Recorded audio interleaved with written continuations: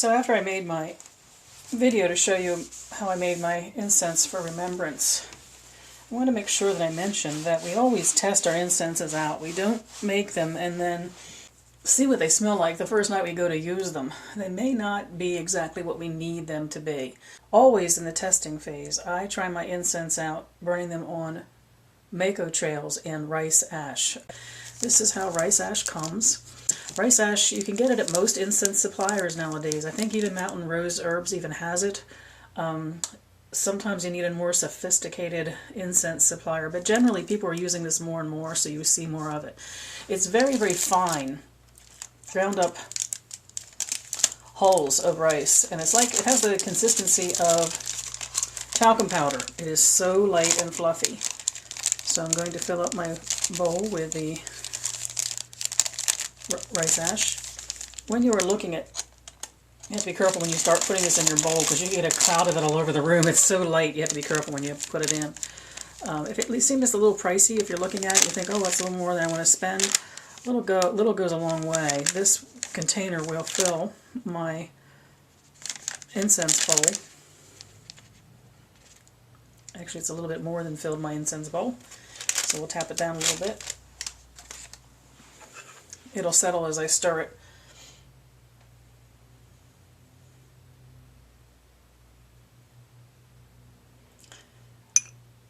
As I said, a little goes a long way with rice ash. And you reuse it, you can cleanse it and refresh it and continually use it as your base. So in a way you can consider this to be like the sand that you put in the bottom of your incense container that keeps the charcoal from making your container get hot and therefore your hand get hot. So you can consider it that, but it has different qualities because it is so light and has so much air in it that no heat transmits at all. This is a ceramic container and I will be able to hold it and move it around my room, carry it with me, take it to different places, hold it to make an offering of it, and it will never get hot on the outside. It's the benefit of using the rice ash. It really does keep it from getting hot. So this is called an incense press. It's a U-shaped piece of wood that has a raised edge to grab it. Now I actually bought this, but obviously these could be easily made. You can actually use anything which would make an impression. What we're going to do is lay the path for our incense trail by simply stamping, and by that we just lower it down into the rice ash and hold it for just a moment so that it compresses just a little bit. And then what you have, I don't know if you'll see it or not, let's see. It may or may not show up, is you have an indentation in the shape of that U. And then you lay what's called the trail, which I am going to be using Makko to lay my incense trail. I use Makko as my base because it is traditional to use it when burning incense trails. But beyond that, the reason it's traditional is it does not complicate the scents that you have by the other things that you have in your incense. Makko has a very light kind of a sense of its own. And what I've done is I filled this funnel with it. It's a little hard to do. I don't do well with my left hand. I filled the funnel so that I can tip it into the, get something outside. Tip it into the incense trail. You will be better at doing it by hand. I would be doing it by hand, except for the fact that I can't do that and have the camera at the same time. I really do need to be able to hold it differently. So what I'm doing is I'm just putting out the bottom of the funnel so it's filling the little trail that I have laid in my rice ash. Once the trail is filled, you take whatever you're using to compress and you put it back down over top of it so you can compress it a little bit to hold its own shape. So you can see now that I have a U-shaped bed of Makko.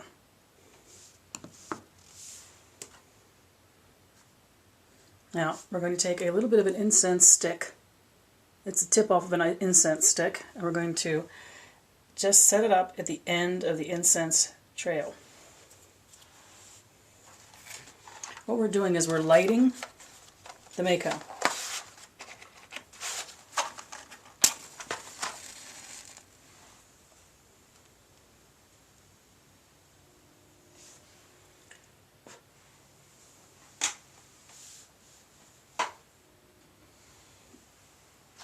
And as the incense stick burns, when it gets to its base, it is then going to set the end of the Makko burning.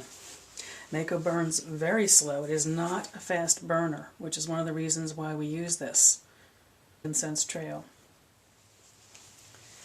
So I've actually been called away from my incense desk while the incense stick was burning all the way down. And this is one of the joys of working with an incense trail, is it is a very slow process. What you are doing is, let's see if I can get this tilted so you can see this.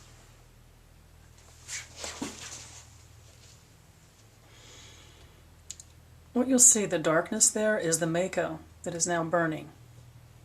It burns very slowly, and it will burn around the shape of that U. You can, it varies according to the humidity of the day.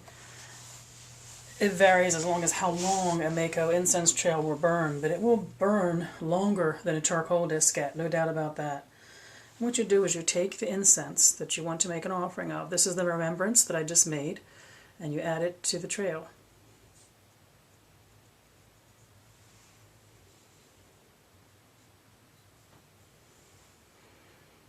You don't want to add so much that you smother the Makko that's underneath.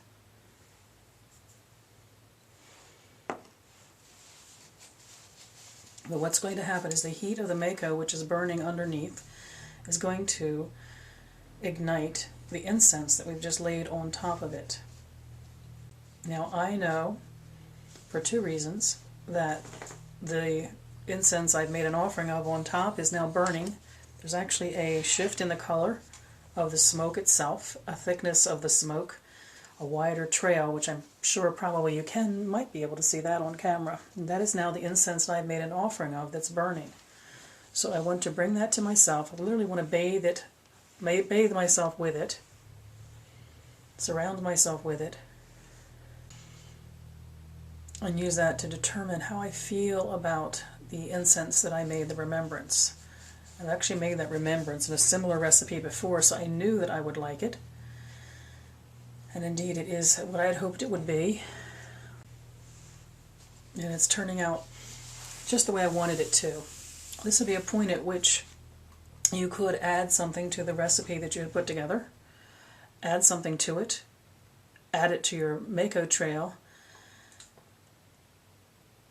and see what you thought of the new combination. So you have a lot of freedom here to take time to work with this Makko trail.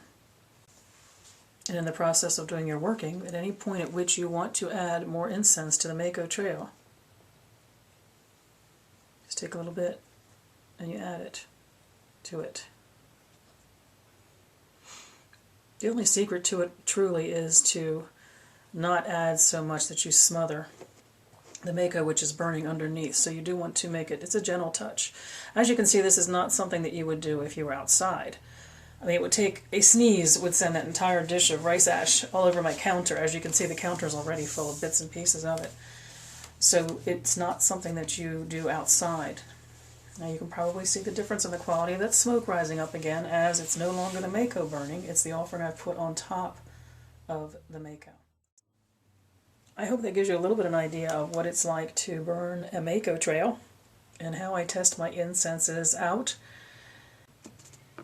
I'll probably add a little bit to it and keep it going in the room for a while here because I'm enjoying it so much. I'm enjoying the scent of it so much.